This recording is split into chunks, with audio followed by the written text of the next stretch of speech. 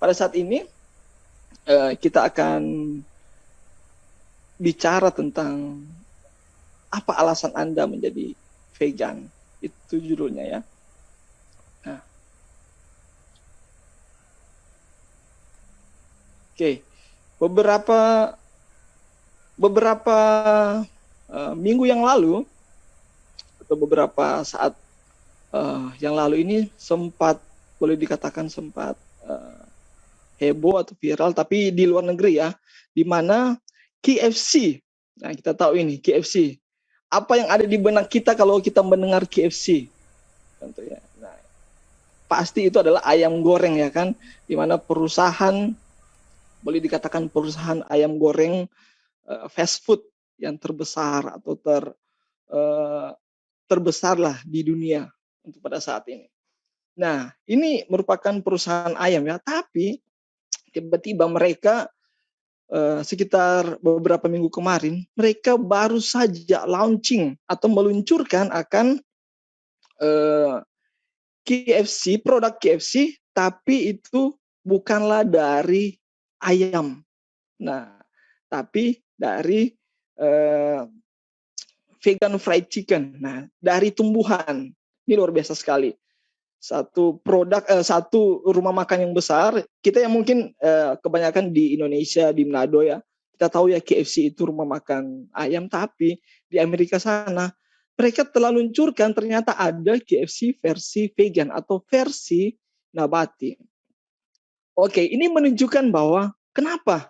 Wah, nah ini salah satu contoh ya, bukan hanya KFC, ternyata ada beberapa restoran fast food di luar negeri sana yang meluncurkan produk-produk berbasis nabati, yang dimana notabene mereka sebelumnya itu adalah produk-produk hewani justru. Nah, kenapa ini bermunculan akhir-akhir ini? Menunjukkan bahwa ternyata ada demand ya. Kalau kita tahu, saya kurang paham soal ekonomi, tapi setidaknya kalau di bidang ekonomi, kalau ada demand, pasti akan ada pasarnya. Nah, ini menunjukkan sekelas KFC, restoran-restoran fast food itu meluncurkan akan produknya yang berbasis nabati, berarti menunjukkan bahwa sudah ada market di sana. Sudah ada banyak orang yang meminta untuk mengkonsumsi yang dulunya dari hewani sekarang menjadi dari nabati. Oke. Ini merupakan fenomena yang luar biasa pada saat itu. Dan sekarang semakin berkembang juga. Nah, ini kita lihat. Vegan ini semakin berkembang. Jadi ada di BBC News ya, di China, di mana mereka menunjukkan bahwa fake meat on the menu as China response reopen restoran. Jadi di Cina kan beberapa saat lalu kita tahu ya, di mana awalnya COVID. Nah, beberapa restoran, kebanyakan restoran saat ini di Cina, mereka telah buka, tapi mereka menggantikan akan daging dari hewani menjadi dari tumbuhan. Diibaratkan bahasanya itu adalah fake meat ya, atau daging nabati. Menunjukkan bahwa tren vegan ini semakin berkembang. Nah, apalagi ini setelah pandemik. Ini di Inggris itu ada sekitar 300 dokter berargumen untuk masyarakat menjadi vegan untuk mencegah akan pandemik. Wah, ini luar biasa. Bukan orang-orang awam seperti kita, tapi ini para saintis, justru para dokter-dokter menyarankan untuk mari kita mempraktikkan pola hidup vegan untuk mencegah akan pandemik yang ada. Nah, ini dari Euronews. Euronews menunjukkan bahwa the best way to prevent future pandemic like coronavirus adalah stop eating meat and go vegan. Wow. Jadi dunia luar sudah semakin aware dan sudah semakin kayak booming akan pola hidup vegan ini, terlebih setelah pasca coronavirus. Nah, kita tahu bersama ya, COVID itu berasal dari mana? Dari hewan. Nah, Sebenarnya apa makna tentang vegan ini?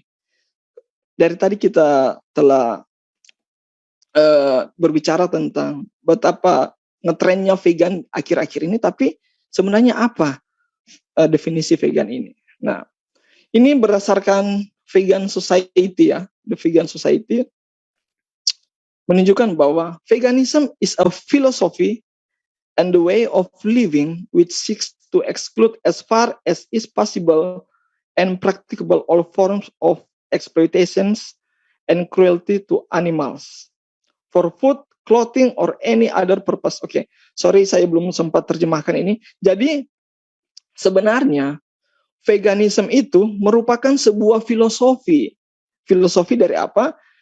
Filosofi dan juga gaya hidup seseorang di mana dia mencari untuk exclude sebisa mungkin as far as is possible, mengeluarkan ya atau tidak menggunakan sebisa mungkin di dalam praktek hidupnya, di dalam prakteknya, yaitu semua bentuk all forms of exploitation. Jadi semua bentuk eksploitasi dan kekejaman terhadap hewan. Nah, jadi sebisa mungkin dalam praktek kehidupan seseorang itu dia tidak terlibat dalam eksploitasi hewan. Di dalam apa? Dalam hal makanan, food. Nah, dan ada yang lain juga.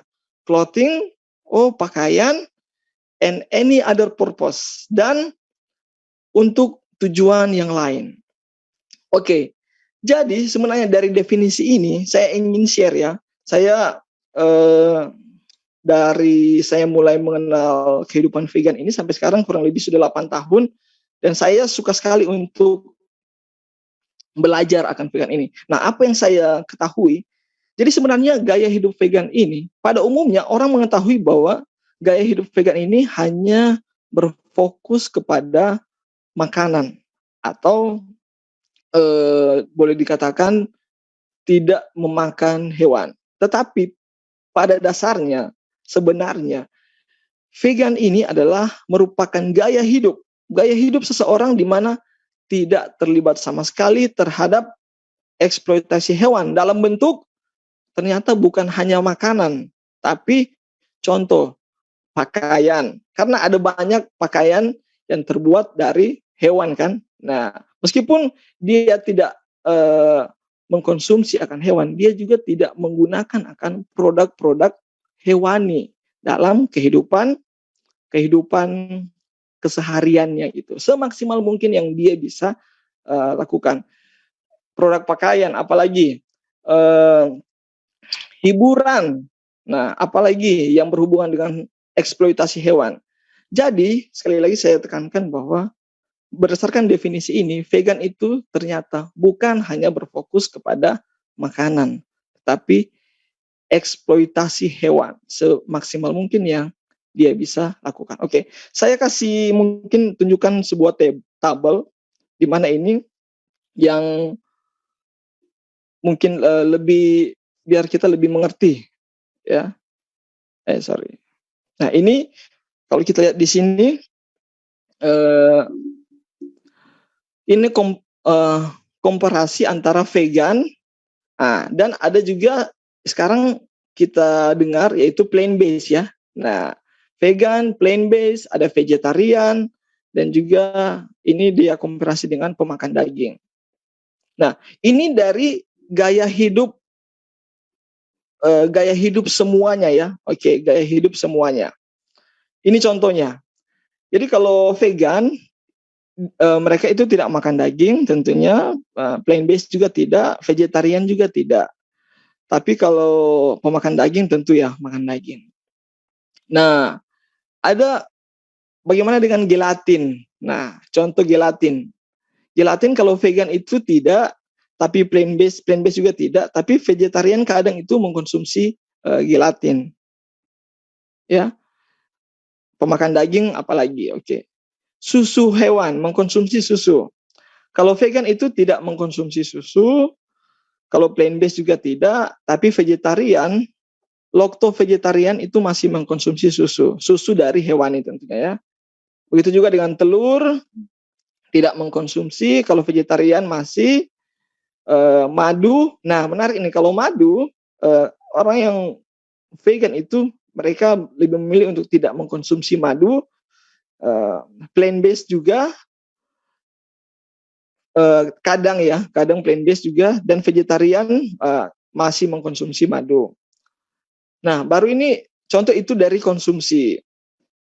Ini menggunakan bahan dari kulit. Nah, biasanya kalau yang berlabel orang yang mengaku vegan, biasanya mereka itu contoh menggunakan bahan dari kulit. Kalau vegan itu tidak menggunakan, menghindari untuk menggunakan bahan dari kulit hewani. Sedangkan plant based, vegetarian itu mereka masih menggunakan produk bahan dari kulit. Contoh dompet, contoh sepatu, contoh tas, seperti itu. Bahan dari kain wol, sama juga ya. Bahan dari kain sutra, menggunakan bahan dari bulu. Kalau vegan itu sudah tidak, semaksimal mungkin dia sudah tidak. Tapi kalau plant based dan vegetarian masih menggunakan. Dari sini boleh dikatakan, saya katakan bahwa kalau plant based, orang-orang yang sering mengkategorikan diri sebagai plant based dan juga vegetarian, itu lebih fokus kepada makanan. Jadi sekali lagi ya, kalau plant based dan vegetarian itu orang-orang yang sebenarnya lebih fokus kepada makanan saja. Jadi dia contoh tidak mengkonsumsi hewan, tapi dia menggunakan akan produk dari hewan. Nah, itu biasa orang-orang dari plant based ataupun vegetarian. Sedangkan kalau vegan dia tidak menggunakan produk.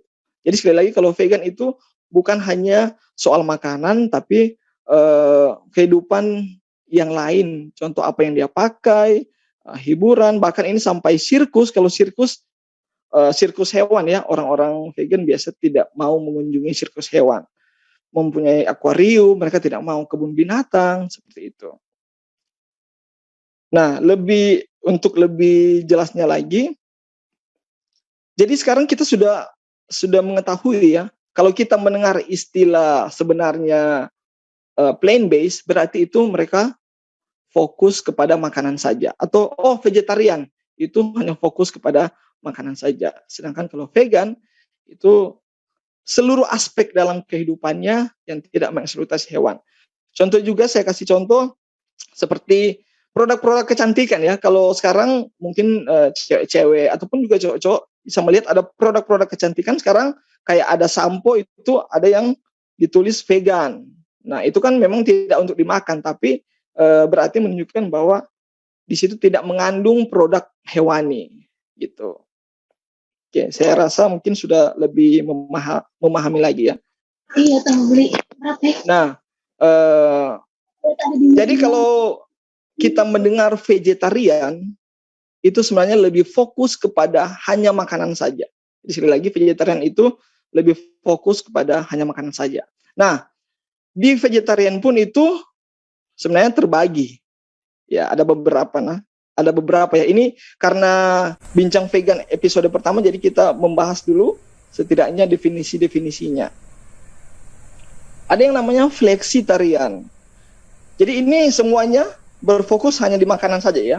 Nah, orang yang flexitarian ini mereka mengkonsumsi hampir semuanya, tetapi untuk produk daging itu occasionally atau hanya fleksibel aja. Kalau ada dia makan, kalau tidak ada dia tidak cari gitu. Nah, itu yang dinamakan flexitarian. Pada saat ini, tipe vegetarian yang paling banyak di dunia adalah tipe ini, tipe flexitarian. Orang sudah mulai aware, tapi mereka masih belum mau untuk melangkah sepenuhnya. Jadi, kalau tidak ada daging ya tidak makan, tapi kalau ada mereka makan gitu.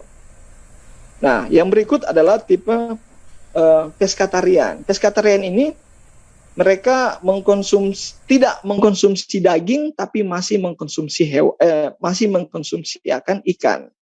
Kalau ada saudara-saudara yang lagi menonton di Zoom ini yang masih mengkonsumsi ikan tapi tidak mengkonsumsi daging, itu namanya adalah pescatarian. Oke. Selanjutnya adalah lacto-ovo-vegetarian. Nah, ini tidak mengkonsumsi daging, tidak mengkonsumsi ikan, tapi masih mengkonsumsi dairy product. Dairy product itu adalah turunan dari hewan ya, seperti susu, keju, dan telur. Baru ini, kalau ovo vegetarian, ovo itu tidak mengkonsumsi daging, ikan, dan juga tidak mengkonsumsi akan dairy product, tapi masih mengkonsumsi akan telur. Kita dan lacto vegetarian yang saya katakan tadi, kebalikan dari ovo. Kalau ovo mengkonsumsi telur, kalau lacto vegetarian masih mengkonsumsi akan susu dari hewan atau produk dairy. Nah, dan berikut adalah vegan. Kalau di spesifik makanan, tentunya vegan inilah mereka yang tidak mengkonsumsi akan hewan dan juga produk hewan tersebut. Dan ada juga raw food vegan. Nah, biasa raw food ini dari cara masaknya. Mereka sering mengkonsumsi makanan yang sayurnya itu sering mentah ataupun setidaknya dipanaskan atau direbus di steam hanya dalam 40 derajat Celcius. Itu disebut dengan raw food vegan. Oke. Mungkin sudah mulai memahami ya. Oke, saya kasih contoh lagi. Ini. Seringkali kita bertanya istilah plant-based dan juga vegan. Nah, ini saya kasih lagi ya. Ada plant-based, ada vegan, dan ada juga whole food plant-based. Nah, ini dia, whole food plant-based. Ini hanya khusus untuk di makanan ya. Oke. Biasanya kalau vegan itu tentu tidak mengkonsumsi meat atau poultry. Kalau plant-based juga sebisa mungkin dia hindari. Whole food plant-based juga menghindari. Seafood vegan tidak, plant-based juga dia menghindari. Whole food plant-based diet juga dia menghindari. Nah, yang di bagian bawah nih. Kalau highly processed food, nah makanan-makanan yang makanan proses, itu biasanya kalau orang vegan itu mereka nggak terlalu memperhatikan yang proses food. Tapi ada juga vegan yang memperhatikan. Nah, itu tidak masalah. Tapi pada dasarnya mereka tidak terlalu memperhatikan yang proses food. Tapi kalau yang whole food plant-based diet, nah whole food plant-based diet ini kalau bahasa Indonesianya seperti mereka yang memakan makanan berbasis nabati tapi secara utuh. Jadi mereka menghindari akan makanan-makanan olahan seperti ya makanan ada yang daging-daging dari nabati pun ya fake meat seperti tadi itu, mereka kalau whole food plant-based diet udah tidak mengkonsumsi itu. Atau setidaknya itu mereka menghindari. Nah, biasanya memang plant-based diet dan whole food plant-based diet ini alasan mereka mengikuti pola makan ini adalah untuk kesehatan gitu. Jadi untuk kesehatan. Sedangkan vegan itu ada alasan orang tertentu kenapa dia menjadi vegan. Nah, makanya itu saya saat ini ingin tahu nih, kalau kita mau vegan atau saat ini kita vegan, apa alasan kita? Oke. Nah, di gambar berikut ini, kalau kita lihat, kebanyakan orang ketika mau memulai sesuatu hal ya, perilaku yang baru contoh, atau mau memulai bisnis atau hal apa saja, biasanya mereka itu akan berfokus kepada what-nya. Oke. Apa kursor saya bisa kelihatan ya? Oke. Mereka itu biasa akan berfokus kepada what-nya. Bukan kepada why-nya. Nah, sama dengan pola hidup vegan. Biasa orang kalau datang kepada vegan itu seringkali hanya fokus di what dan how-nya. Jadi apa yang harus saya makan?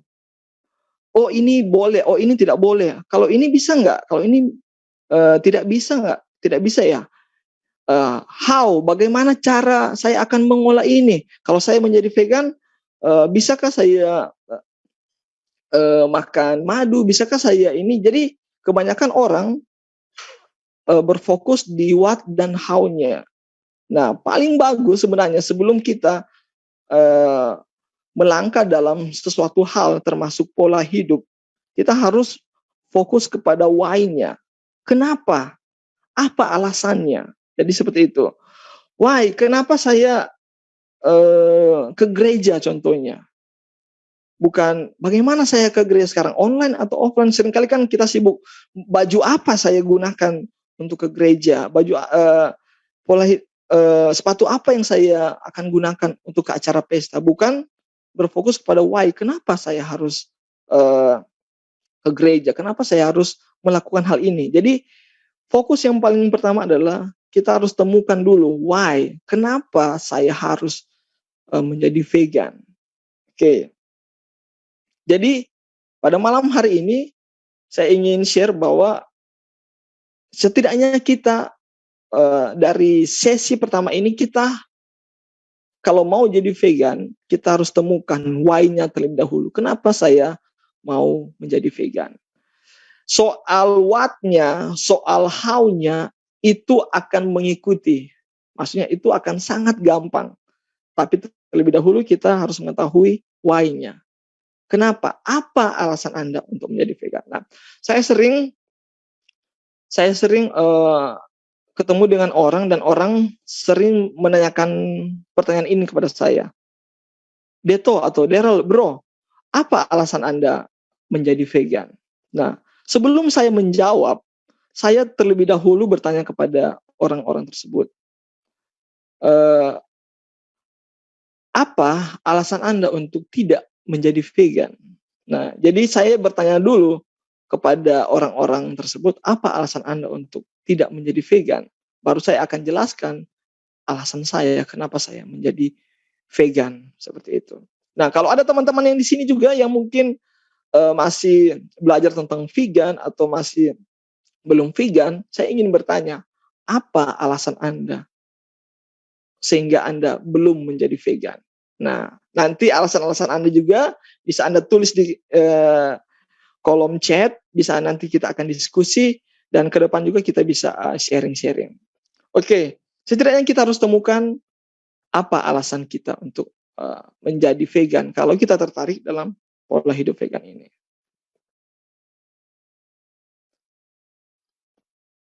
Oke. Nah, kebanyakan pada umumnya orang-orang menjadi vegan itu terdiri dari 4 alasan. Bisa salah satu dan juga bisa mencakup atau bisa lebih dari 2 atau 3 alasan, atau bahkan semua 4 alasan ini. Selama saya menjadi vegan, saya temukan orang menjadi vegan itu hanya terdiri dari 4 alasan ini. Oke, apa itu? Kita kenal dengan 4C, boleh saya katakan. Yang pertama adalah compassion terhadap animals. Compassion terhadap animals ini kalau di Indonesia mungkin ada ya, tapi di luar negeri itu masih lebih banyak orang yang menjadi vegan karena mereka merasa kasihan terhadap hewan. Compassion terhadap animals. Mereka merasa kasihan, akhirnya mereka memutuskan untuk mengikuti pola hidup vegan dengan tidak mengeksploitasi lewat makanan, pakaian, hiburan, atau apapun itu. Jadi mereka memiliki compassion ya, merasa kasihan terhadap hewan. Baru yang kedua adalah banyak orang menjadi vegan itu karena concern terhadap kesehatan mereka. Oke, ini yang paling banyak saya temukan di Indonesia ya, bahwa alasan orang untuk menjadi vegan itu karena alasan kesehatan. Nah, biasanya alasan kesehatan ini paling banyak dan mereka seringkali menggunakan istilah plant-based dan whole food plant-based.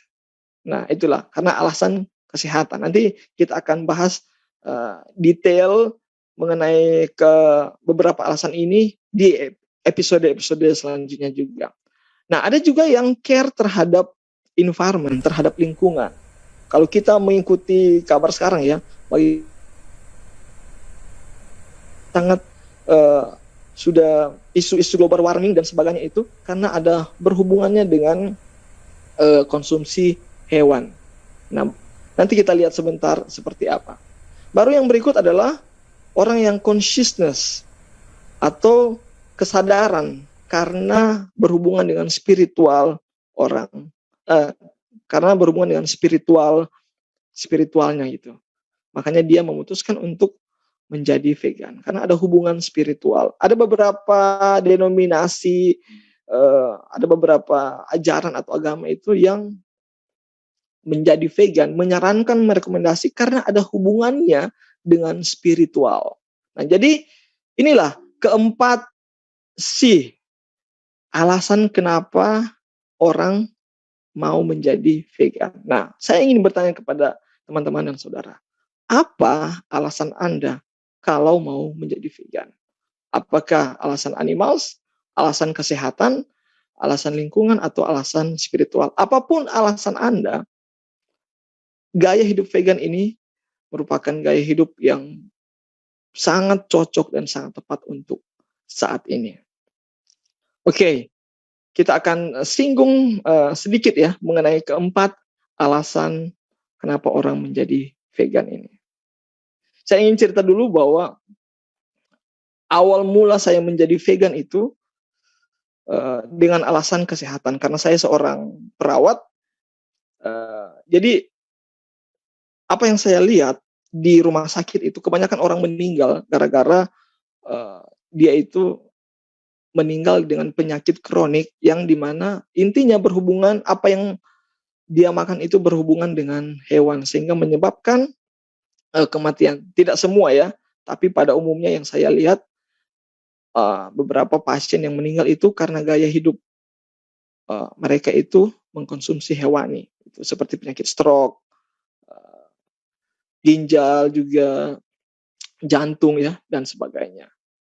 Tapi setelah saya mempelajari bahwa ternyata gaya hidup vegan ini sangat menarik dan akhirnya saya mempelajari justru bagaimana berhubungan dengan compassion ya, kasih sayang kita terhadap sesama makhluk hidup yaitu hewan. Jadi saya kalau mau ditanya seorang Deto, apa alasan kamu menjadi vegan? Saya lebih kepada semuanya ini, semua 4C ini, yaitu compassion, concern terhadap kesehatan, environment, dan juga berhubungan dengan spiritual saya. Jadi inilah keempat C itu. Oke, kita akan bahas sedikit ya. Oke, kita next. Pola makan. Nah, yang pertama ini yang berhubungan dengan health, saya gabungkan dengan spiritual. Oke, mari kita lihat ya. Ada sebuah tulisan dari seorang, ini dia juga merupakan pelopor vegetarian, pelopor gaya hidup vegetarian ya, boleh dikatakan karena sejak 1863 dia telah menyuarakan tentang gaya hidup tanpa atau mengurangi hewan. Nah, ini ada banyak sekali kutipan, nanti kita akan bahas di episode berikutnya, kutipan mengenai vegan ini ya, berhubungan dengan vegan yang dikeluarkan oleh namanya Mrs. White atau Ellen G. White. Nah, salah satu yang ingin saya ambil sini karena berhubungan dengan kesehatan ya, yaitu penyakit menyerang tubuh melalui makanan daging. Jadi statement yang dikatakan, ini statement keluar di tahun 1898 loh, jauh sebelum saat ini. Dan selanjutnya daging bangkai binatang yang sudah ketularan penyakit itu dijual di pasar. Tentu saja penyakit itu menulari manusia. Oke, ini luar biasa sekali. Menurut saya sangat relevan dengan keadaan kita sekarang. Di statement pertama dikatakan penyakit menyerang tubuh melalui makanan daging. Saya sebagai seorang perawat ya, setidaknya saya tahu lah bagaimana yang terjadi dalam mekanisme di tubuh kita. Penyakit itu setidaknya terdiri dari penyakit kronik dan penyakit infeksi ya. Nah, penyakit kronik itu seperti yang saya katakan tadi, jantung, stroke, diabetes dan sebagainya itu, kalau kita lihat itu pasti ada hubungannya dengan apa yang dia makan, dengan hewan. Nah, dan penyakit infeksi itu dari CDC kemarin saya lihat ternyata sekitar 70% penyakit CDC itu ada berhubungan dengan hewan.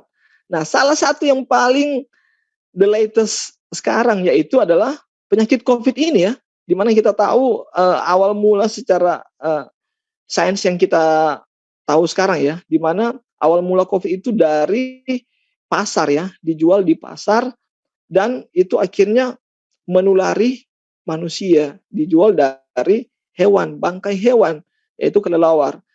Sangat relevan sekali statement ini dikatakan bahwa daging bangkai binatang yang sudah ketularan penyakit itu dijual di pasar. Tentu saja penyakit itu menulari manusia. Jadi alasan health ini merupakan salah satu alasan yang tepat apabila kita ingin hidup sehat melalui gaya hidup vegan. Jadi ini ya kutipannya. Nah, baru kita lihat sekarang. Nah, ini yang saya katakan tadi, the main cause of death can be linked directly to the food we eat. Nah, ini beberapa penyakit yang ada yang berhubungan dengan apa yang kita makan. Dari cancer, heart disease, respiratory disorder, ini dia beberapa penyakit. Nah, 11 juta ini dari Lifestyle Medicine Week. 11 juta kematian di seluruh dunia itu disebabkan karena pola makan yang tidak sehat. Wow, ini luar biasa sekali. 11 juta orang loh. Nah, itu mungkin di dunia ya. Mari kita lihat ini di data di Indonesia. Ini Kemenkes RI ya. Penyebab kematian tertinggi di Indonesia. Yang pertama itu 21% stroke. Baru yang kedua adalah jantung dan pembuluh darah. Diabetes. Baru ada TBC, itu penyakit infeksi. Baru ada hipertensi. Baru infeksi saluran nafas dan sebagainya. Tapi kalau kita lihat nih, 8.775 orang meninggal akibat stroke. 5.365 meninggal akibat penyakit jantung dan pembuluh darah. 2.786 orang meninggal akibat diabetes dan komplikasinya. 2.204 meninggal karena hipertensi dan komplikasinya. Luar biasa sekali. Dan kalau kita lihat gaya hidup orang yang mendapatkan penyakit-penyakit ini, pasti ada hubungannya dengan mengkonsumsi makanan hewani. Oke. Ini faktor resiko yang tertinggi ya. Faktor resiko itu kalau kita lihat yang paling bawah itu kurang makan sayur dan buah. Makan makanan dengan perasa, ini makanan olahan juga, makan makanan yang manis, makan makanan berlemak, baru itu ada merokok, makan makanan asin, kurang aktivitas fisik, gangguan mental emosional. Pada resiko PTM penyakit tidak menular di Indonesia, semuanya ini berhubungan dengan makanan. Dan itu adalah yang paling tinggi adalah kurang makan sayur dan buah. Biasanya kalau vegan itu otomatis dia itu akan memilih makanan sayur dan buah atau makanan berbasis nabati. Nah, ini juga ya. Ini di Indonesia, Riskesdas 2018 menunjukkan bahwa 95,5% penduduk Indonesia kurang mengkonsumsi sayur dan buah. Wow, luar biasa ini. Oke, nah, saya akan tunjukkan sebuah video mengenai health dan juga spiritual. Sebentar ya.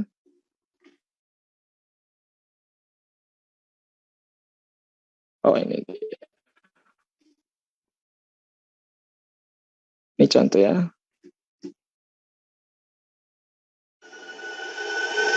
I love sugar. I love candy.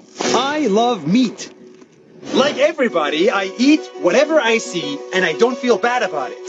At the end of the day, it's just food. That's what I thought. Until I landed in this unique village where 4,000 people live in the middle of the desert in Israel.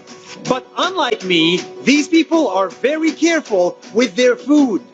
Pay attention to this. This village eats zero meat. No meat, no dairy products or chemical additives. Only vegan food. They don't eat salt 3 days a week and don't eat any sugar 4 weeks a year. Zero sugar. They exercise 3 times a week. They have a mandatory massage every month and they do not smoke or drink alcohol. Absolutely everything they put in their body is made of plants. We understand that in order to maintain a lengthy, healthy, optimal, vital lifestyle, we would only be able to put noble foods in our bodies, in these temples that we call. Instead of chicken, they make seitan. Instead of hamburgers, they eat rice patties. And instead of ice cream, they have soy milk. When was the last time you drank milk? 1991. When was the last time you ate meat? 1983. And this vegan diet is working. Because according to studies, this village is one of the healthiest in Israel with very few cases of obesity or heart attacks. And when you walk around the village, you see many elderly people looking young and fun. Some of them are 99 years old. 73. 69. 82 years young. And it gets even more interesting. Because these people believe with 100% certainty that because of their diet, they will live forever. Absolutely! These are the African Hebrew Israelites of Jerusalem. It's a spiritual community that believes in the Bible. And according to the Bible, in Genesis 1:29, it says, And Yah said, Behold, I have given you every herb-bearing seed, which is upon the face of all the earth, and every tree in which is the fruit of a tree yielding seed. To you it shall be for food. but regardless of religion, this community has something special. Thousands of them believe that their body is a temple.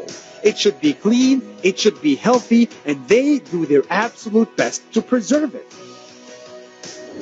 This is why everyone should see this. These people are stronger, healthier, and live longer. And if that's what it takes to do that, then maybe it's time to put down the meat, put down the sugar and the candy, and pick up a new diet. See you Next week!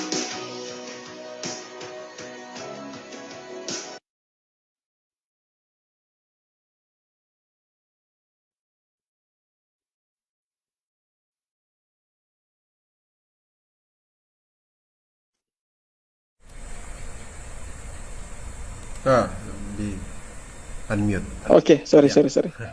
Ya, jadi itu tadi adalah sebuah contoh bagaimana orang yang alasan dia hidup vegan karena alasan kesehatan dan juga ada hubungannya dengan spiritual mereka, di mana itu tadi ada orang-orang African Hebrew di mana mereka menganggap bahwa tubuh mereka ini adalah Ka'bah Allah, dan berdasarkan apa yang mereka yakini bahwa di dalam Alkitabnya di Kejadian 1 ayat 29 bagaimana Tuhan telah menciptakan sebuah produk khusus untuk dimakan, yaitu makanan dari tumbuhan.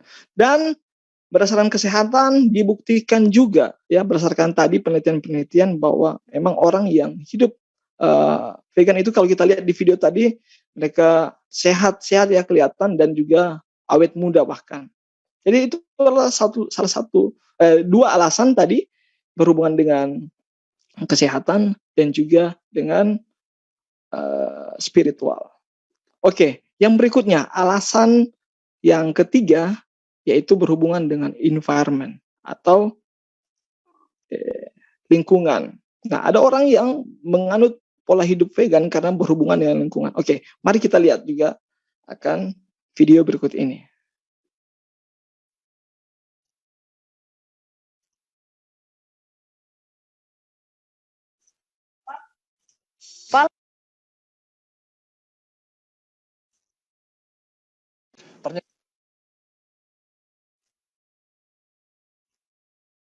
Ternyata kebiasaan mengonsumsi daging bisa membawa dampak besar dan memicu pemanasan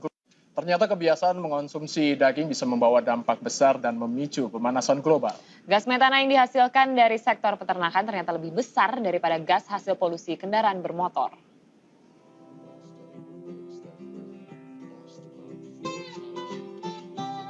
Tahukah Anda penghasil utama emisi gas berbahaya yang mengancam kehidupan planet kita? Sampah non-organik? Bukan. Polusi asap kendaraan? Bukan. Polusi dari pesawat terbang? Bukan juga. Emisi berbahaya itu justru datang dari sesuatu yang nampak sederhana, yaitu daging. Hasil penelitian tim ilmuwan Persatuan Bangsa-Bangsa PBB membuktikan bahwa konsumsi daging berkaitan erat dengan pemanasan global. Produksi daging dari peternakan di penjuru dunia berakibat meningkatnya emisi gas metana dan berefek langsung pada atmosfer bumi. Berdasarkan data yang dihimpun oleh Badan Pangan dan Pertanian PBB FAO, industri peternakan merupakan penghasil emisi gas rumah kaca terbesar di dunia, yaitu mencapai 18%. Jumlah ini lebih besar daripada gabungan emisi gas rumah kaca dari seluruh transportasi di dunia yang menyumbang 13%. Selain itu, pembuatan makanan ternak menghasilkan emisi gas metana yang 23 kali jauh lebih berdampak sebagai agen pemanasan global daripada karbon dioksida yang berasal dari asap kendaraan atau pabrik.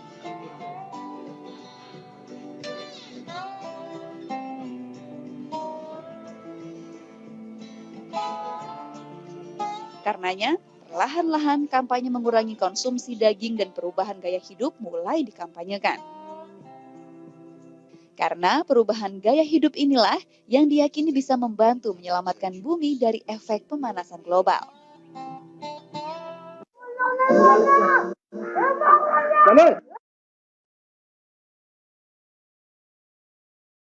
Ya, oke. Jadi itu ya tentang environment, lingkungan. Ternyata dari produk hewani, apa yang kita makan, ternyata itu sangat mempengaruhi terhadap lingkungan. Nanti kita akan bahas mengenai lingkungan juga bisa kalau ada kesempatan di episode berikutnya. Jadi dari sini kita bisa lihat, wah ternyata kalau kita mengikuti pola hidup vegan, ada banyak sebenarnya benefit yang kita dapat. Kalau selain dari kesehatan, spiritual, ada juga ternyata itu lebih ke ramah lingkungan. Nah, dan satu lagi, seringkali orang menjadi vegan itu karena kasihan terhadap hewan. Oke, mari kita lihat video berikut ini.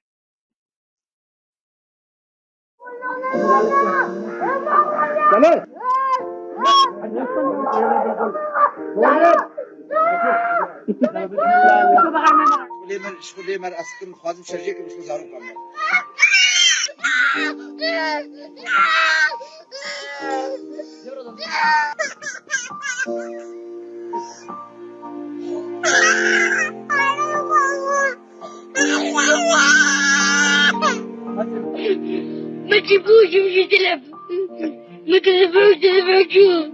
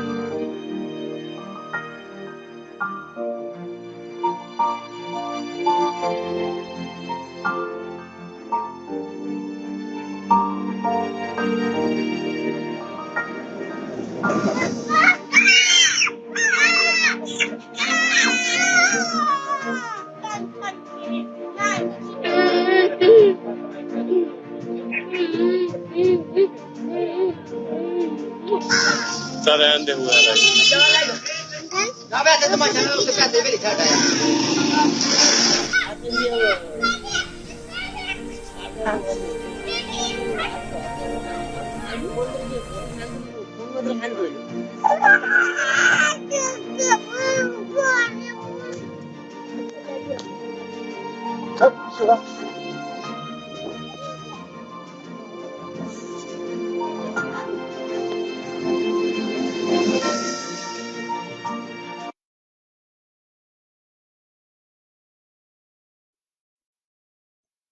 oke, itu dia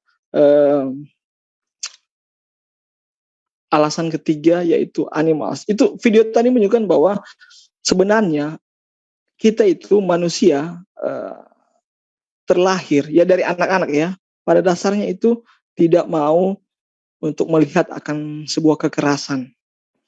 Anak-anak yang di video tadi itu mereka itu tidak diajarkan di sekolah, maksudnya tidak mendapatkan pengajaran yang khusus tentang hewan ya, tentang makanan atau sebagainya. Tapi ketika mereka melihat hewan itu akan dibunuh atau disembelih, itu mereka langsung menunjukkan akan rasa belas kasihan. Mungkin kita waktu masih ingat ya, waktu masih kecil mungkin bagaimana kita juga ketika melihat hewan itu sebenarnya kita tidak tega. Nah, ada orang-orang yang memang dari dalam lubuk hatinya itu seperti berbicara, ngapain sih saya harus mengkonsumsi hewan hanya untuk memuaskan nafsu saya gitu contohnya. Kenapa saya harus mengkonsumsi hewan untuk mendapatkan gizi yang sebenarnya ada di tumbuhan gitu. Nah, itu adalah beberapa alasan yang dimana menjadikan alasan kenapa orang menjadi vegan. Dan sama seperti judul saya adalah, apa alasan Anda untuk menjadi vegan? Kalau Anda sudah mau menjadi vegan atau Anda juga sudah vegan. Dan untuk yang belum vegan, mungkin saya ingin bertanya bahwa apa alasan Anda untuk tidak mau menjadi vegan? Oke, saya akan akhiri dengan sebuah statement dari ini juga Ellen G. White ya, yang tadi saya katakan bahwa Tuhan akan membawa umatnya kepada satu posisi di mana mereka tidak mau menjamah atau mencicipi daging binatang yang mati ya. Dalam waktu yang singkat dari tahun 1898 katanya susu sapi juga akan dibuang dari daftar makanan umat Allah yang menurut segala hukumnya. Dan dalam waktu yang singkat tidak akan aman lagi menggunakan sesuatu bahan makanan yang berasal dari binatang. Mungkin saat ini adalah saat yang tepat. Kalau teman-teman baru ini mendengar tentang vegan, mungkin saat ini adalah saat yang tepat untuk mencoba mengikuti akan pola hidup, gaya hidup vegan. Untuk itu, presentasi saya sudah selesai. Terima kasih.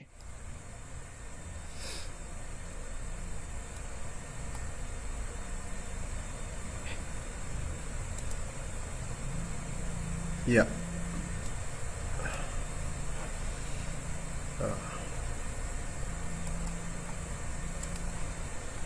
Oke, diucapkan banyak terima kasih kepada narasumber kita pada malam hari ini yang telah membahas satu topik yang sangat menarik untuk kita semua, yaitu sehubungan dengan gaya hidup vegan. Oke, baik, kita akan masuk sekarang kepada bagian yang kedua, yaitu bincang-bincang tentang vegan. Jadi kalau saudara ada pertanyaan, silakan untuk menuliskannya di kolom komentar, atau bisa juga dengan mengklik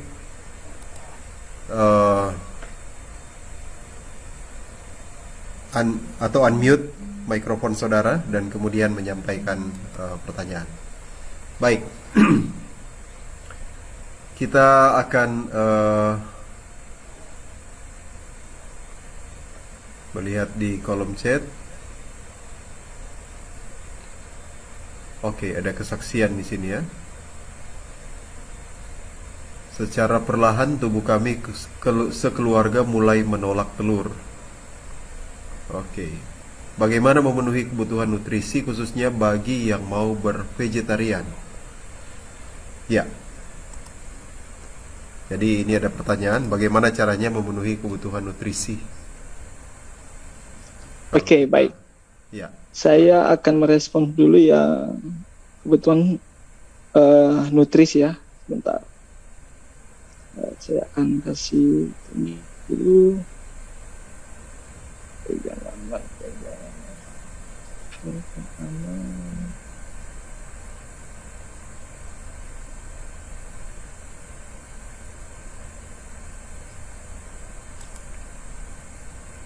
Oke, ini dia.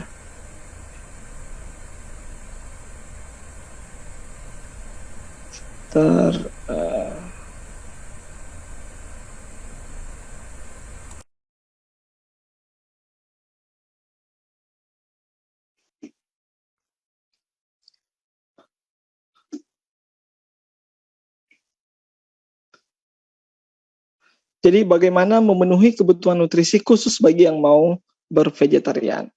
Oke, saya tidak akan menjelaskan secara detail. Nanti secara detailnya itu di episode berikut ya. Nanti kita akan sharing banyak sekali pembahasan yang bisa kita sharing. Tapi saya hanya ingin share dari dari Academy of Nutrition and Dietitian Amerika.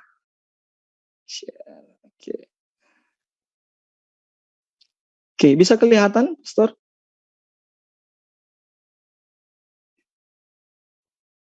Sebentar ya. Nah, ini dari Academy of Nutrition and Dietitian USA tahun 2016.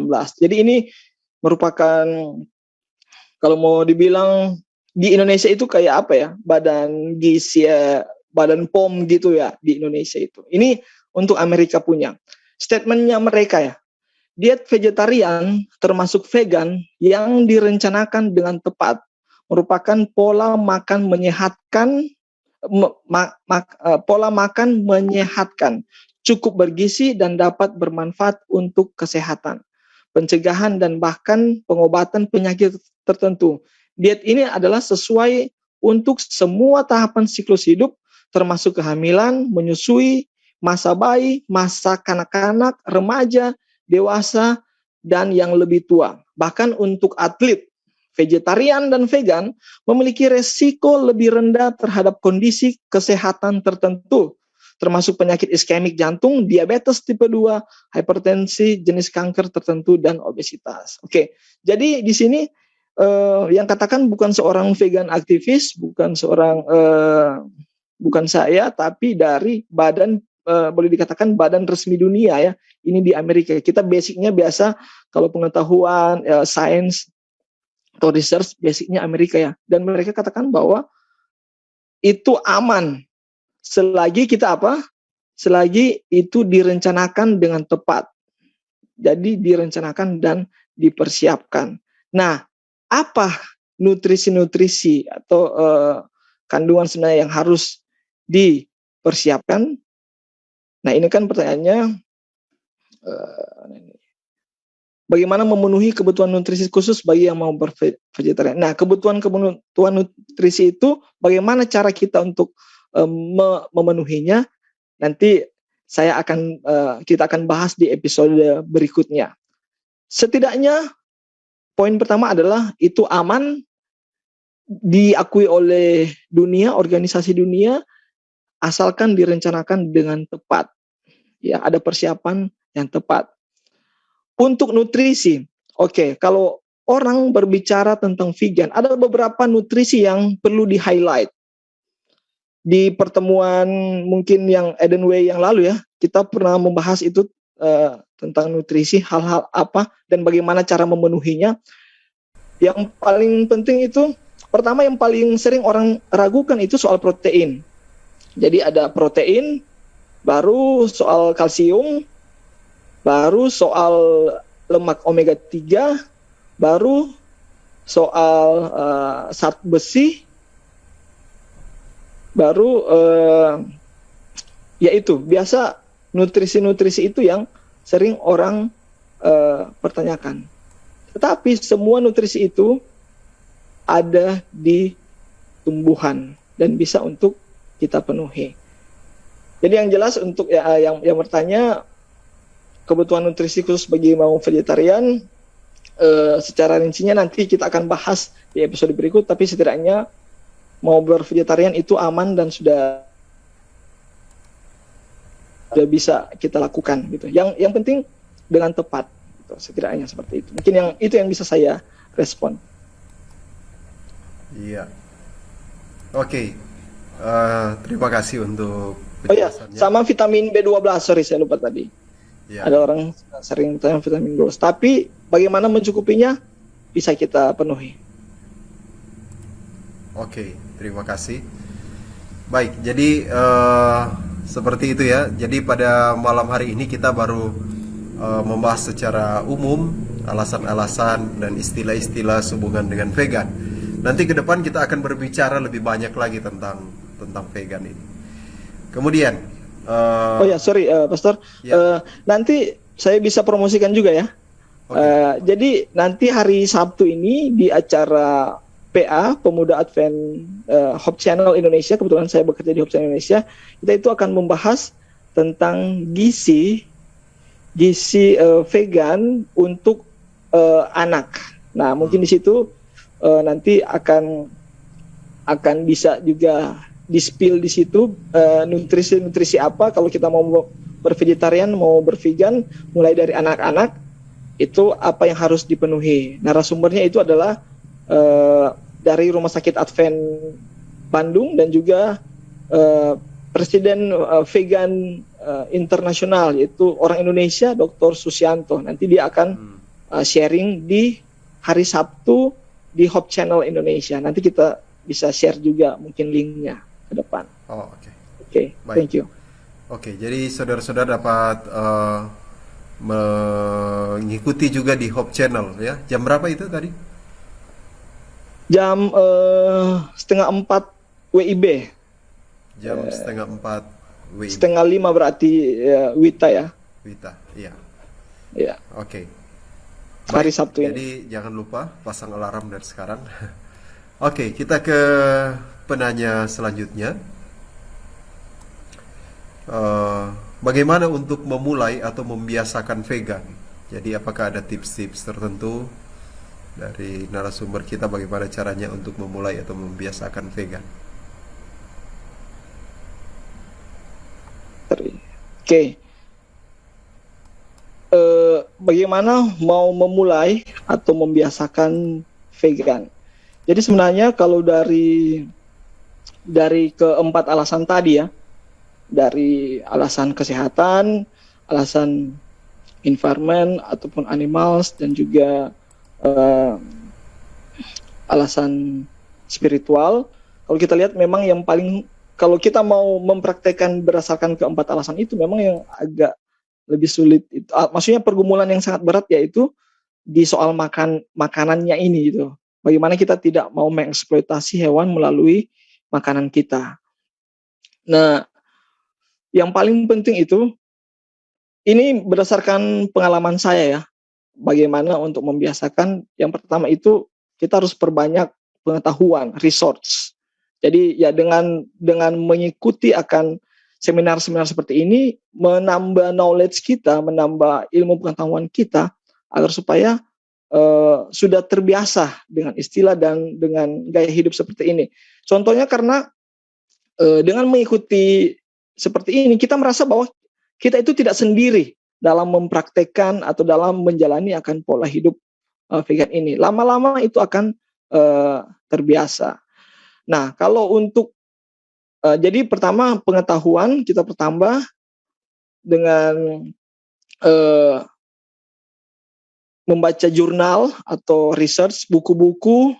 Kalau mungkin yang bertanya itu seorang SDA, itu sangat banyak sekali buku-buku yang mensupport akan pola hidup seperti ini, buku-buku Ellen G. White, terutama di Alkitab. Di Alkitab juga banyak sekali akan kutipan-kutipannya. Jadi menambah pengetahuan lewat buku-buku, research, penelitian, dan juga seminar-seminar seperti ini.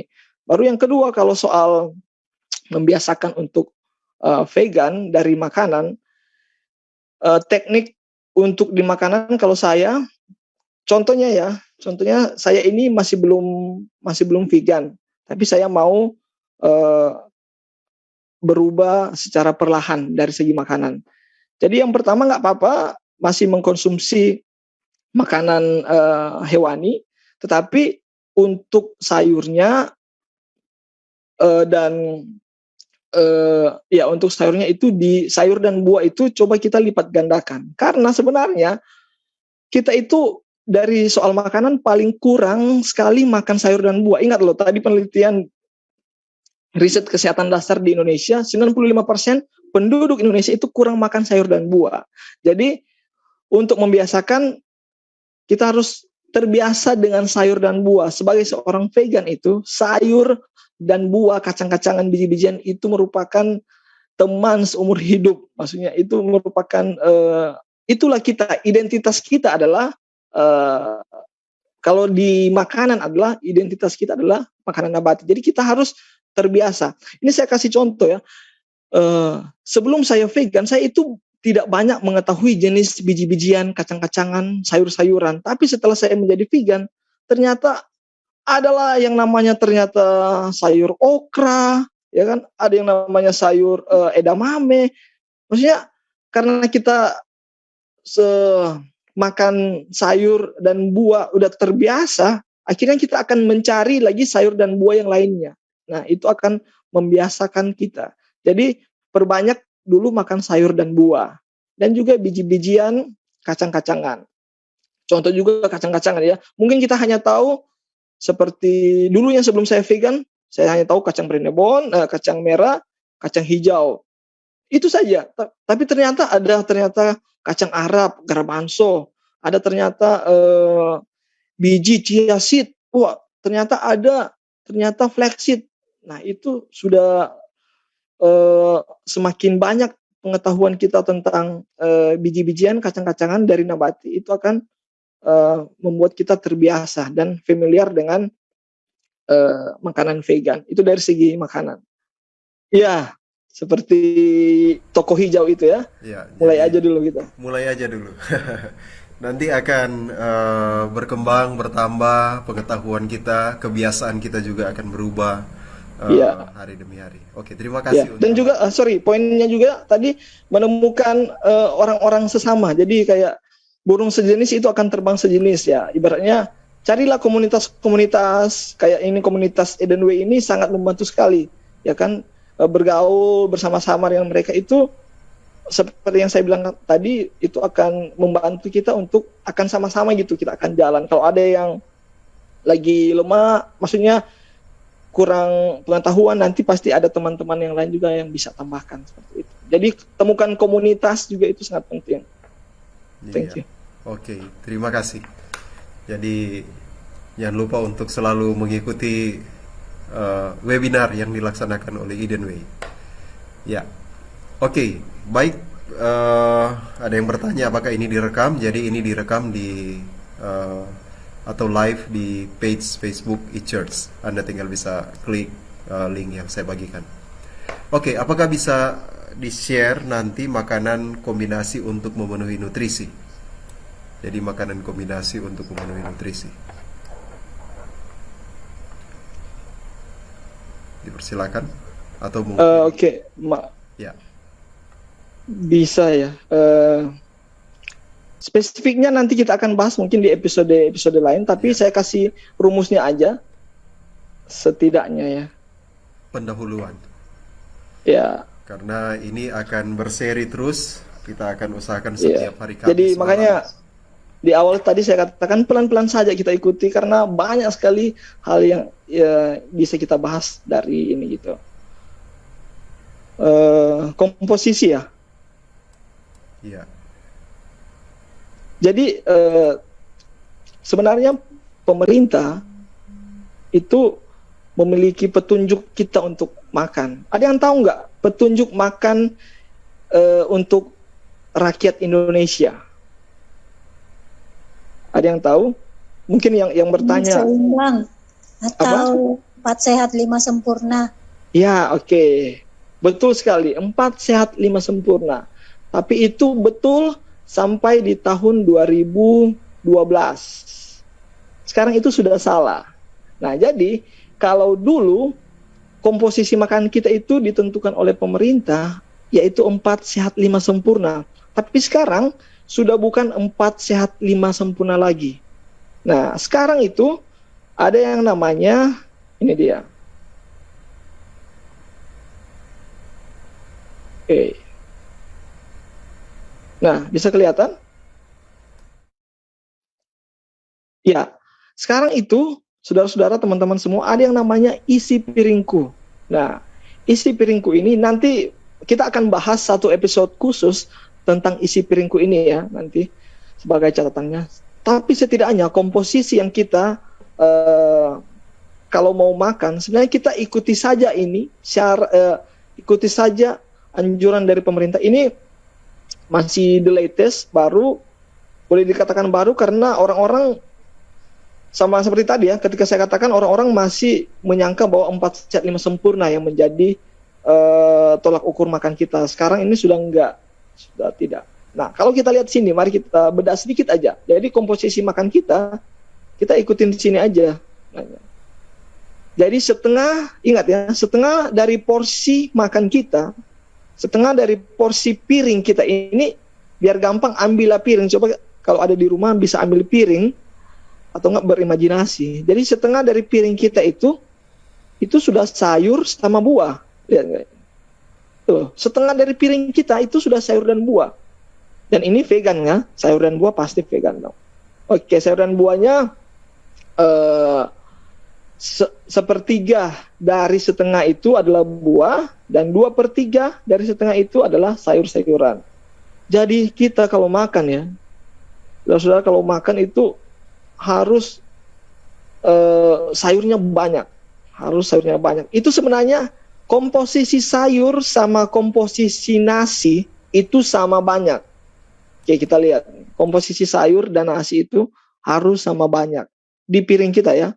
Nah, jadi setengah dari porsi piring kita adalah buah dan sayur, ini sudah vegan. Baru 2/3 dari setengah piring kita itu adalah makanan pokok, yaitu nasi ya, biasa kita nasi, ataupun harus variasi juga dengan yang lainnya. Ada ubi, ada beras merah, beras coklat ini, jagung, apalagi sagu mungkin, roti gandum. Nah ini bisa. Jadi dia 2/3 dari setengah itu adalah makanan pokok. Nah yang menjadi masalah mungkin yaitu 1/3 dari setengah komposisi makanan kita itu lauk pauk kan. Nah lauk pauk ini kalau kita lihat, kita perhatikan yang pemerintah taruh ini, dia meletakkan lauk pauk itu ada ikan ya, ada daging, telur, baru ada apa lagi ini? Iya, ada susu kalau nggak salah ini ya, susu. Nah, tapi juga puji Tuhan ya, pemerintah taruh juga untuk di lauk pauk itu ada gambar ini nih. Apa ini? Bisa lihat nih. Tempe ya, betul, ada tempe, ada tahu, ada edamame kah, polong-polongan lain, ada kacang Arab ini. Menunjukkan bahwa untuk lauk pauk kita itu bisa memilih untuk dapat lauk pauk dari hewani ataupun lauk pauk dari nabati. Jadi kalau kita memilih lauk pauknya itu dari nabati, otomatis semuanya ini sudah makanan apa? Vegan. Ya kan? Nasi vegan ini, sayur buah vegan, dan juga lauk pauknya ini ada apa? Vegan, karena kita memilih lauk pauk dari nabati. Itu ada kacang-kacangan lah, polong-polongan, kacang-kacangan. Kemarin kita sempat dengar ya dari naturopatis Sir Oruntu ya, menjelaskan tentang protein ya, tentang kacang-kacangan. Nah inilah lauk pauk yang paling tepat untuk kita. Jadi inilah komposisinya. Ikutin ini aja. Ini untuk komposisi makan untuk orang sehat ya. Kita ikutin sini aja. Dan semua ini dari isi piringku berdasarkan Kementerian Kesehatan Republik Indonesia, kita sudah bisa mengikuti pola hidup vegan. Oke, nanti kita akan bahas mungkin satu episode khusus tentang isi piringku ini. Bagaimana cara eh, pengolahannya dan juga mungkin pengertiannya. Oke, terima kasih. Jadi kalau dulu ada 4 sehat 5 sempurna, sekarang sudah isi piringku. Iya, betul, isi Ya. piringku. Oke. Baik, kita ke pertanyaan yang selanjutnya. Anak saya vegetarian dari kecil dan saya melihat apakah aman untuk pertumbuhannya. Apakah tidak ada masalah sehubungan dengan pemenuhan nutrisi tubuhnya? Ya. Jadi Seperti yang statement saya tadi ya, yang penting seimbang dan juga direncanakan, ya puji Tuhan itu tidak akan ada masalah. Jadi masalah sehubungan dengan pemenuhan nutrisi sebenarnya bukan hanya masalah bagi orang vegan aja. Meskipun kadang orang yang non vegan aja itu kadang kurang nutrisi gitu. Karena jadi nggak selamanya orang yang vegan itu nutrisinya seimbang. Kalau bisa saja dia itu kelebihan dan bisa saja akan kekurangan. Yang jelas itu harus seimbang. Jadi kalau masalah nutrisi, mau dia itu vegan ataupun non vegan itu bisa terkena masalah nutrisi kekurangan. Tapi kalau yang vegan itu tadi ada beberapa hal nutrisi yang harus diperhatikan, yang sebenarnya tidak menjadi masalah apabila itu cukup. Seperti tadi vitamin B12, omega 3, kalsium yang kita tahu itu dari susu sapi bisa kita dapatkan dari sayur-sayuran, daun kelor, sayur-sayur hijau, baru juga wijen, biji wijen dan sebagainya. Jadi itu yang harus kita perhatikan. Mungkin lebih jelasnya lagi ini untuk soal vegetarian anak pertumbuhannya bisa join nanti di hari Sabtu, itu akan membahas khusus tentang gizi anak vegetarian. Tapi yang saya bisa jawab mungkin sementara ini adalah itu. Nanti ke depan kita akan membahas lebih khusus soal nutrisinya, apalagi tentang nutrisi vegan anak. Iya, oke, terima kasih. Jadi jangan lupa hari Sabtu nanti jam 3:30 ya. Iya. Oke. Jadi atau nanti kita akan tetap membahas ini di pertemuan-pertemuan selanjutnya. Jadi kita akan pasti ada sesi khusus lagi. Oke. Baik, saat ini kami memberikan kesempatan kepada penanya secara langsung kalau ada. Kami berikan kesempatan untuk menyampaikan pertanyaan secara langsung. Boleh saya? Mau bertanya, Pak. Oke, siapa lebih dulu? Ada Ibu Rima, ada atas nama Tio Nenggolan. Ibu Rima aja dulu. Oke, Ibu Rima, silakan Ibu Rima. Okay. Selamat malam, terima kasih Pak Pendeta. Saya mau bagaimana ya? Saya nggak vegan, tapi saya juga nggak vegetarian. Hanya sejak kecil saya sudah diajarkan untuk vegetarian karena orang tua saya memang vegetarian. Jadi memang saya puluhan tahun, di usia saya 56 tahun ini, mungkin saya sudah makan dagingan. Hanya kadang-kadang saya suka makan ikan, itu pun enggak all the day. Yang menjadi pernyataan atau pertanyaan mungkin ya Pak Pendeta, yang saya rasakan manfaatnya, bahwasanya imun kita itu memang kuat dan kita jangan takut untuk kurang gizi kalau kita mau melakukan itu. Jadi memang itu pertama. Dan ada yang vegetarian selama berapa tahun, tapi dia mendapatkan penyakit kanker. Dia vegan. Ini akhirnya pada waktu dia divonis dokter dia breast cancer, tapi dia tidak publish ke orang karena dia merasa malu untuk menyatakan kok dia vegan, takut dikatain orang, kok dia vegan bisa cancer gitu. Yang jadi pertanyaan saya, bagaimana bisa dia mendapatkan cancer padahal dia sendiri vegan? Terima kasih. Iya. Terima kasih Bu Rima. Dipersilakan kepada narasumber kita. Oke, baik. Sebentar ya, saya mau cari gambarnya.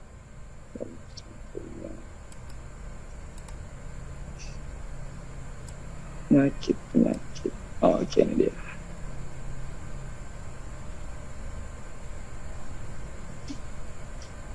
Penyakit stroke jantung. Oke, nah terima kasih untuk pertanyaan dari Ibu Rima ya. Pertanyaan yang bagus. Kenapa sering orang vegan pun kena cancer atau penyakit yang lain gitu. Nah, ini yang menjadi pembicaraan juga ya. Menjadi pemikiran bahwa seperti ini. Saya ingin mengeluarkan statement bahwa vegan itu, dengan menjadi vegan itu tidak menjamin akan kita tidak terhindar dari penyakit. Saya katakan ini sekali lagi, ketika kita menjadi vegan itu tidak menjamin 100% kita akan terhindar dari semua penyakit, terutama penyakit communicable disease atau non communicable disease, penyakit seperti tadi cancer dan sebagainya. Jadi vegan pun kita bisa terkena akan penyakit. Karena kalau kita bicara tentang kesehatan ya Bu, kesehatan itu terdiri dari setidaknya ada berapa elemen. Contoh ya, jadi elemen yang pertama itu dari makanan, ya, olahraga, baru dari apa yang kita minum, istirahat, stress management, dan beberapa faktor yang lain gitu. Dan makanan salah satu faktor dari kesehatan itu. Saya kasih contoh ya. Saya kasih contoh ini. Saya tidak punya yang cancer. Ini yang jantung. Nah, jadi ini ada sebuah penelitian yang dipublish di Permanente Journal tahun 2013. Jadi ini mereka yang mereka bandingkan akan plak ya atau pembuluh darah orang-orang pemakan daging, orang yang vegetarian itu yang masih mengkonsumsi telur, susu dan keju ya, dan yang plant based atau vegan dalam makanan ya. Nah, didapati ternyata ini nih yang meat eater itu pembuluh darahnya sekitar 80% ini, 50 sampai berapa persen itu tertutup oleh karena kolesterol ya, aterosklerosis terjadinya. Kalau vegan ini lumayan sedikit terbuka dari aliran darah. Nah, sedangkan yang plant based atau vegan ini ditunjukkan bahwa tidak bersih sekali sih, tapi ada plak yang bisa menciptakan akan aterosklerosis ini. Tapi lebih cenderung kurang. Oke, saya kasih contoh yang ini juga. Sorry, saya keluar ya.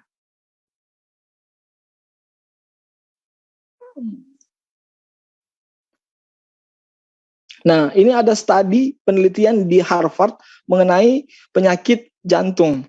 Itu ada tahun 2012 Harvard melakukan penelitian. Nah, mereka yang makan daging itu ada 50% cenderung akan terkena penyakit jantung.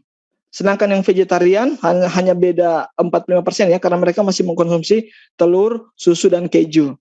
Itu 45% bisa terkena heart disease. Tapi yang vegan ini beresiko 4%, bukan 0%. Jadi masih bisa pun, meskipun kita gaya hidup vegan tanpa daging, itu masih bisa aja kita terkena. Karena ada beberapa faktor yang tadi ya.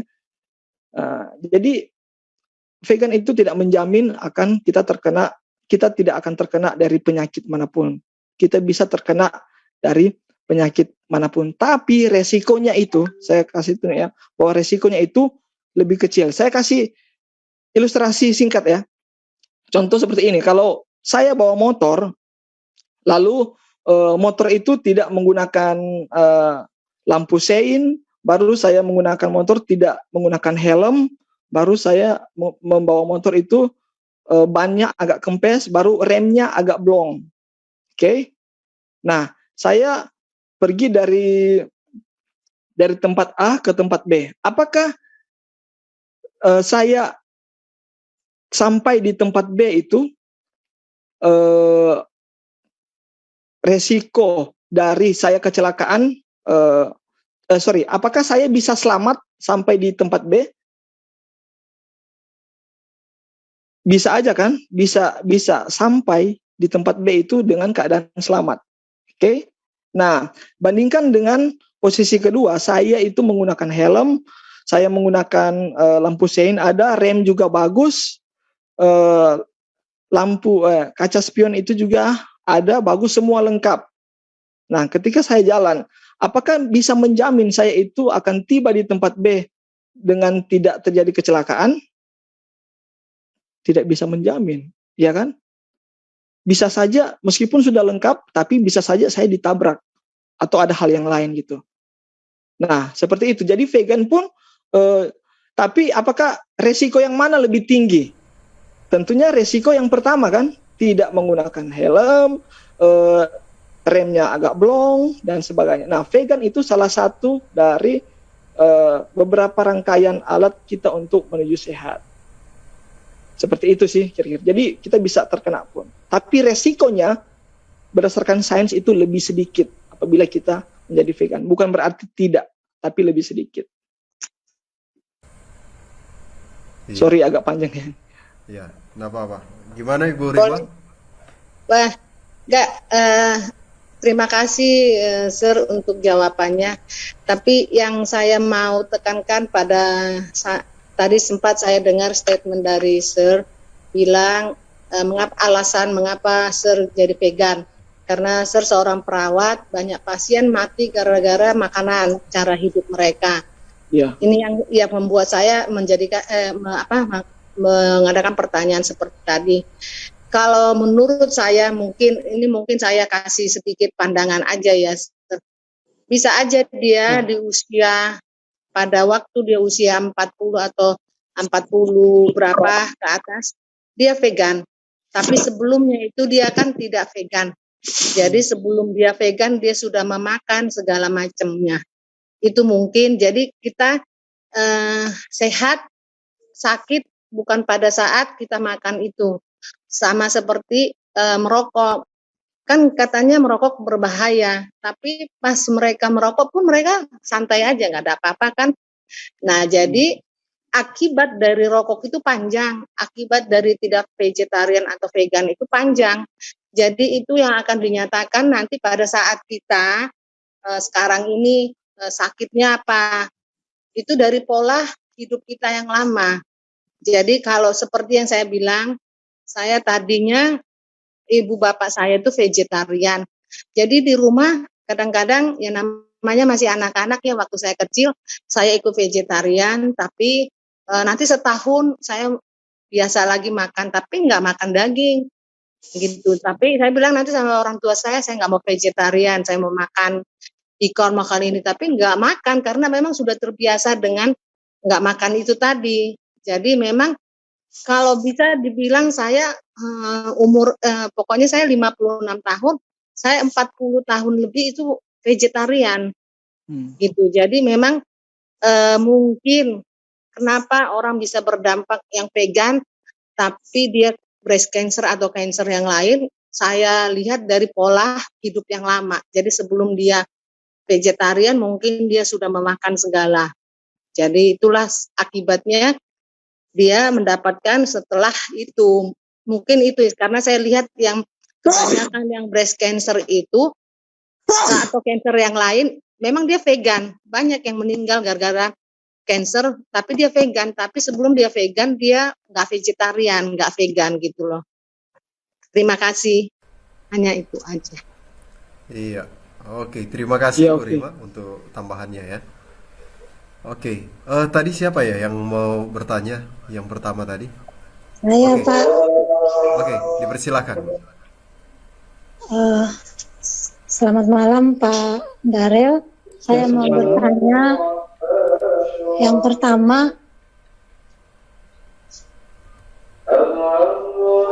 saya pernah dengar kalau vegan itu katanya sebaiknya nggak usah makan bawang-bawangan seperti orang Buddha. Apakah itu benar atau enggak? Terus yang kedua, saya kan vegan semenjak saya masuk Advent. Saya vegan total, tapi saya kok jadi kurus.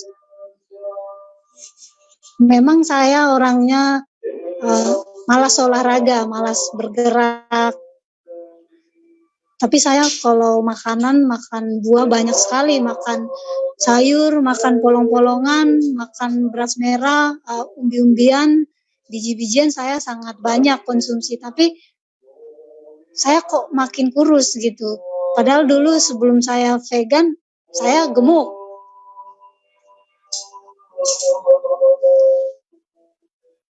Apakah itu karena saya nggak berolahraga atau karena terlalu strict dalam pola makan saya? Karena memang saya sama sekali minyak goreng juga enggak, sempat begitu. Telur juga enggak, gula juga enggak, garam juga dikurangi, tepung-tepung, kue coklat semua saya enggak konsumsi. Pokoknya ya vegan total. Tapi saya makin kurus gitu. Terima kasih Pak. Ya, terima kasih Bu Tio. Kami persilakan kepada narasumber kita untuk menanggapi. Oke, jadi yang pertama mungkin soal bawang ya. Nah, kalau berdasarkan definisi dari vegan sebenarnya semaksimal mungkin kita tidak mengeksploitasi hewan dalam bentuk apapun, termasuk makanan dan kebutuhan yang lainnya. Jadi sebenarnya kalau berdasarkan definisi vegan itu bahwa kan bawang itu adalah tumbuhan, jadi sebenarnya it's fine, tidak apa-apa. Cuman memang saya juga bergaul dengan banyak teman-teman, orang-orang yang menganut vegan dan plus tanpa mengkonsumsi bawang. Nah itu informasi yang saya dapat bahwa sebenarnya ada hubungan dengan spiritual mereka tersendiri gitu. Nah alasan spiritual itu saya kurang pahami ya kenapa tanpa bawang. Tapi secara global, secara internasional vegan itu yang penting tidak mengkonsumsi hewan dan sekali lagi itu tumbuhan bisa dikonsumsi ya it's fine. Nah, cuman kadang ada seringkali mereka membagi kelompok lagi. Jadi ada namanya vegan Buddhis. Kalau kita sering lihat contoh pengelompokan vegan juga, saya nggak sempat tadi taruh juga di layar bahwa ada yang namanya vegan Buddhis. Nah, biasanya kita itu udah tahu kalau namanya di situ tulis contoh ke restoran ya, ke restoran atau apa di situ tulis vegan Buddhis, biasanya menu mereka itu tanpa bawang. Ya, tanpa bawang. Dan kenapa kalau di Indonesia sendiri mungkin kita mengenal vegan itu tanpa bawang karena kenapa? Karena memang pergerakan dari mayoritas ya vegan Buddhis ini sangat besar. Jadi mereka hampir di setiap provinsi itu memiliki komunitasnya gitu, dan mereka juga suka untuk sharing tentang pola hidup vegan ini. Jadi mungkin orang mengenal bahwa vegan itu tanpa bawang, padahal pada dasarnya secara definisi it's okay dengan bawang. Kurang lebih seperti itu yang bisa saya respon ya. Ya, oke, terima kasih. Mungkin yang kedua ya. Ya. Oke. Kita coba. Jadi kenapa menjadi pola hidup vegan kok malah semakin kurus gitu? Oke, kita bisa coba ini ya. Intinya sebenarnya keseimbangan. Jadi apapun itu, kalau soal makanan, yang penting kita itu harus seimbang. Kalau over, kita itu obesitas. Kalau kurang, kita itu underweight. Nah, sebenarnya bisa kita lihat sih. Kalau tidak keberatan, mungkin bisa kita lihat BMI-nya ya. Kalau tidak keberatan, boleh kita isi ini kita ambil dari Halo Sehat. Nah, berapa usia Ibu? Biar kita lihat apakah ini memang underweight atau sebenarnya masih ideal aja gitu.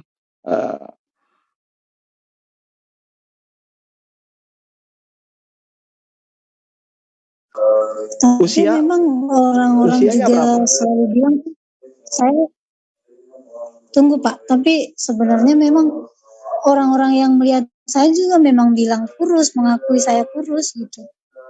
Iya, jadi sebenarnya untuk menentukan kurus atau tidak itu sebenarnya ada namanya indeks massa tubuh. Ya, Bu. Sebenarnya itu iya, saya juga sudah hitung indeks massa tubuh saya karena berapa? saya juga BMI-nya berapa? Medis berapa ya kemarinnya? Apakah di bawah 17,5, 18,5? Masih ingat? Pokoknya masih jauh dari rata-rata, dari normal. Oke. Ibu keberatan nggak kalau kita masukin di sini, kita lihat. Biar kita tahu seberapa increase. Bisa? Oke, kalau ya, jadi usia berapa, tinggi berapa, sama berat badannya berapa.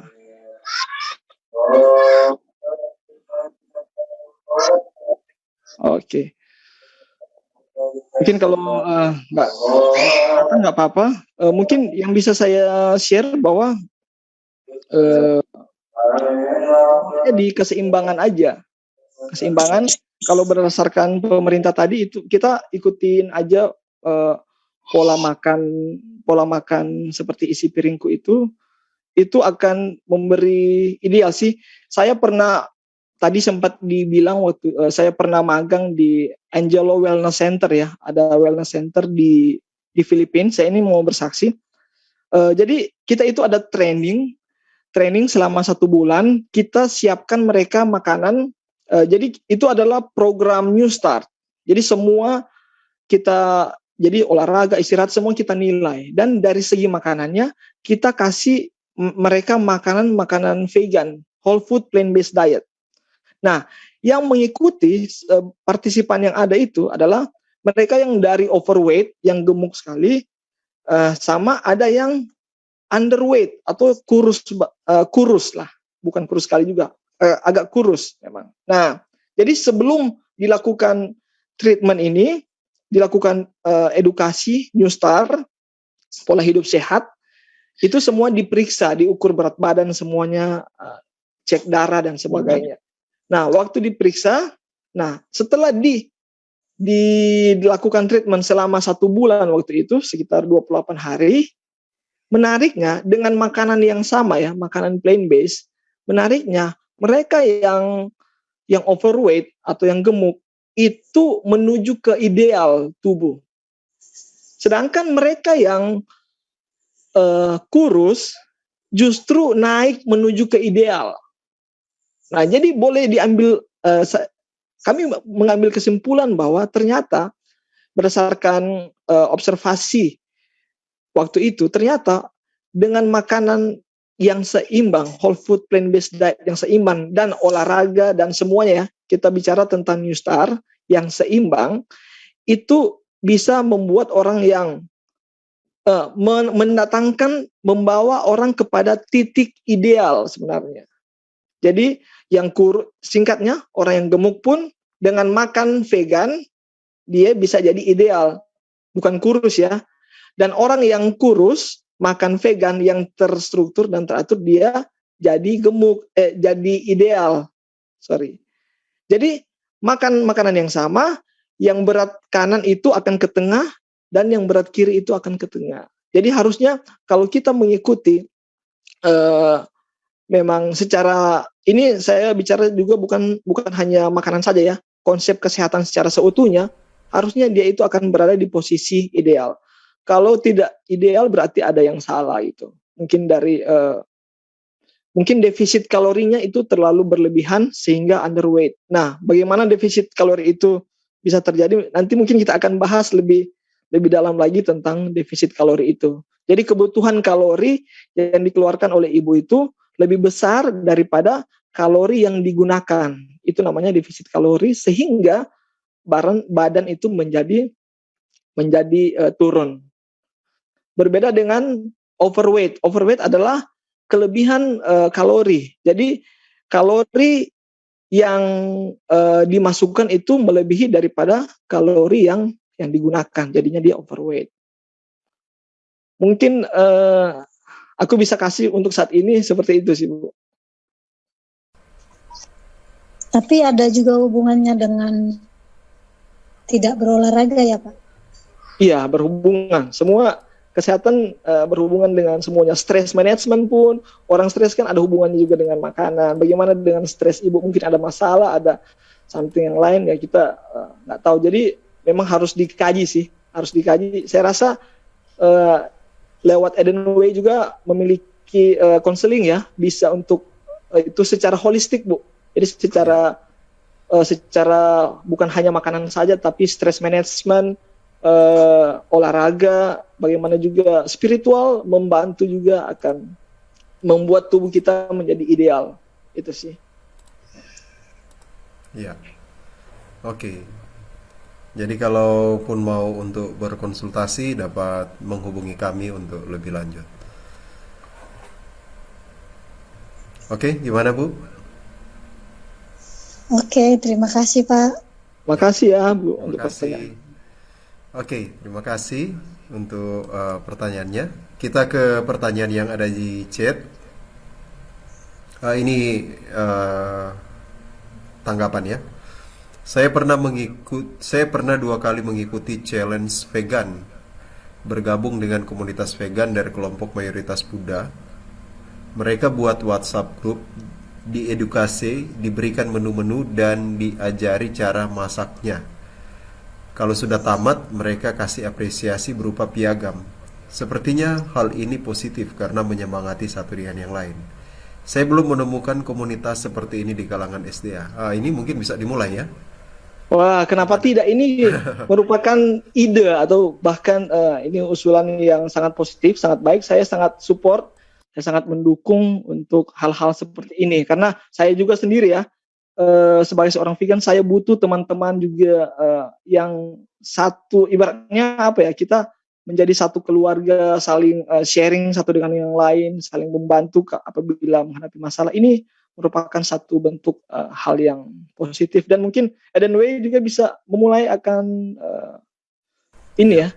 Saya rasa mungkin udah ada tapi formatnya mungkin agak berbeda. Ya. Tapi saya sangat setuju. Jadi mungkin ke depan kita bisa mulai dari grup ini, karena dari komunitas ini kita bisa membangun satu komunitas untuk belajar vegan lebih lanjut, teristimewa dalam menu-menu. Jadi mungkin bagaimana Bro Deto? Iya, siap. Kita siap buat akan grup ini, dan kita lihat ke depan perkembangannya, dan tentunya kita perlu dukungan ya dari teman-teman semua. Kalau mungkin ada teman-teman juga yang pingin join, pingin gabung, ajak teman, itu sangat kita apresiasi. Karena narasumber kita ini seorang yang suka masak. Suka Ya, puasa. Jadi setidaknya.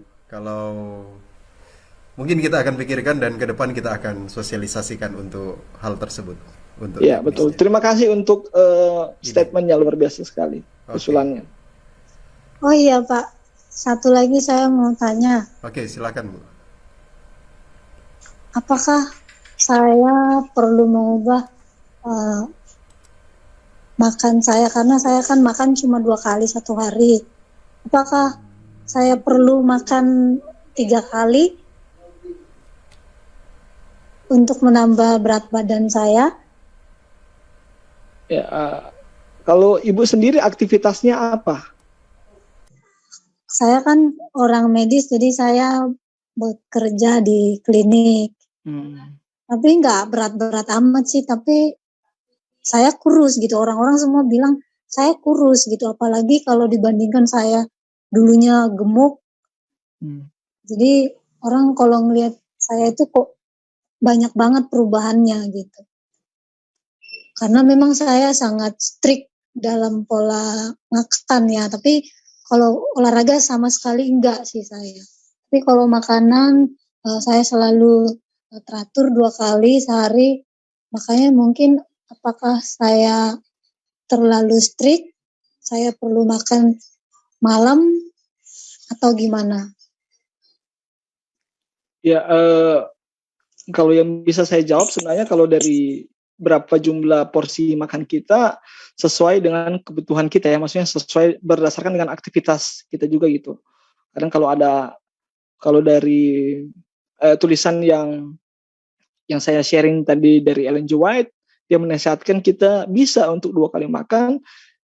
Yang penting kebutuhannya. Kalau sama seperti saya orang kantoran, hanya kebanyakan duduk dan tidak banyak aktivitas fisik, bisa untuk menerapkan pola 2 kali makan sehari. Saya juga saat ini mempraktekkan 2 kali makan sehari. Itu tergantung dari aktivitas. Tapi kalau aktivitas kita berat, seperti orang mungkin petani dan orang-orang yang buruh, mereka memerlukan cukupan kalori, membakar kalori mereka itu sangat tinggi, biasanya ya harus sesuaikan dengan 3 kali makan.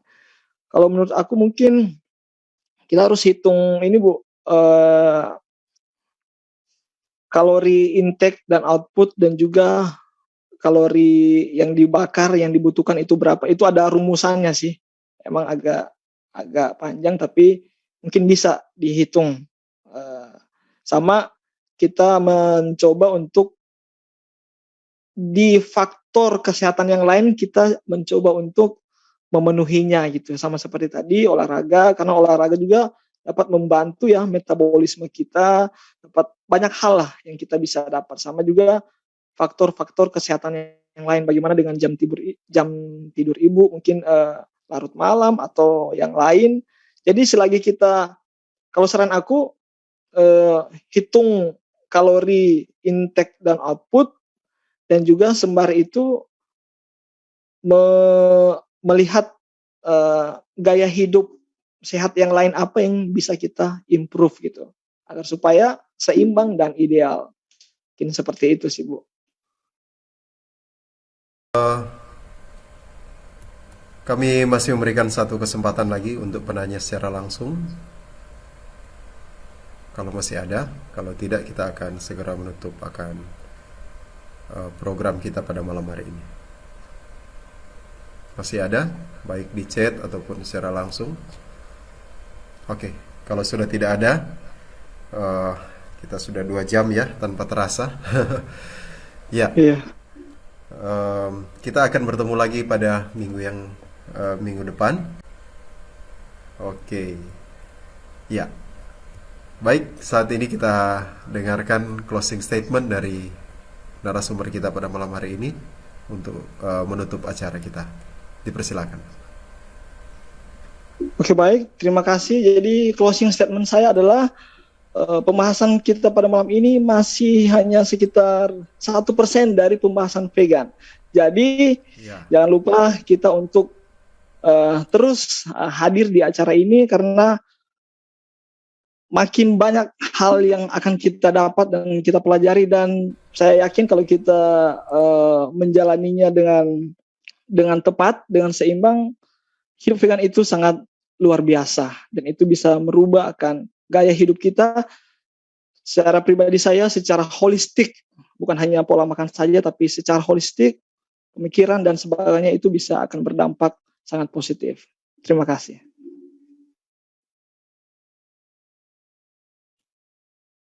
Pada saat ini kita akan menutup dengan doa, dan untuk doa langsung dipimpin oleh pembicara kita. Dipersilahkan. Oke, mari kita berdoa. Izinkan saya berdoa menurut agama kepercayaan saya, Kristen Advent. Kita berdoa. Ya Tuhan, terima kasih Engkau telah bersama-sama dengan kami sepanjang sharing pada saat ini ya Tuhan. Mungkin ada hal-hal yang hamba-Mu bawakan mungkin kurang jelas, kurang tepat ataupun agak keliru ya Tuhan. Kiranya Engkau dapat menyempurnakan akan materi yang tadi baru saja kami dengarkan ya Tuhan. Kiranya Engkau dapat bekerja dalam hati semua orang. Apabila ada dari pemirsa yang menyaksikan ini mungkin ingin mencoba mempraktekkan akan pola hidup, gaya hidup vegan ini yang kami yakin dan percaya adalah yang Engkau titipkan kepada kami untuk melakukannya selama kami di dunia ini ya Tuhan. Kiranya Engkau dapat bekerja untuk semua pemirsa yang ada. Memberkati juga untuk Eden Way di dalam semangat, di dalam hal-hal program-program yang mereka adakan, merupakan suatu kebahagiaan kami semua ya Tuhan, apabila di akhir zaman ini kebenaran-kebenaran seperti ini yang kami akan dengar dan akan kumandangkan ya Tuhan, membawa akan kesehatan, kesegaran secara fisik maupun secara spiritual buat kami. Berkati semua pemirsa yang menyaksikan, apabila mungkin ada yang sakit ya Tuhan, Engkau dapat berkati. Apabila mungkin ada yang lemah iman, Engkau dapat kuatkan ya Tuhan. Semuanya kami serahkan ke dalam tangan-Mu saja. Di dalam nama Yesus kami berdoa dan mengucap syukur. Amin.